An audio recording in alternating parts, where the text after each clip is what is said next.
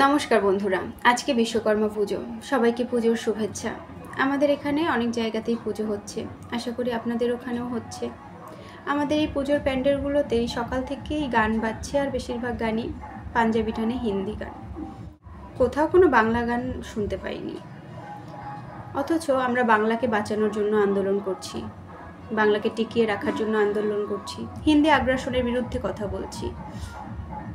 আপনারা ভাবুন তো, গ্রামের চাষাভুষো মানুষজন ছাড়া গ্রামের সাধারণ মানুষজন যারা বাংলায় কথা বলে, তারা যদি কথা না বলতো বাংলায়, তাহলে আজকে বাংলা টিকে থাকতো?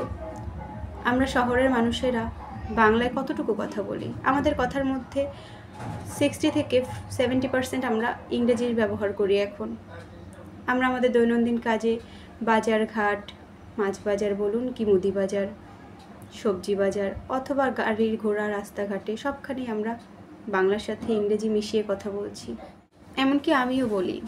তাহলে এই যে এত হিন্দি আগ্রাসনের বিরুদ্ধে কথা বলে, এত চিৎকার চেঁচামেচি আন্দোলন করে কি কোনো লাভ আছে? নমস্কার।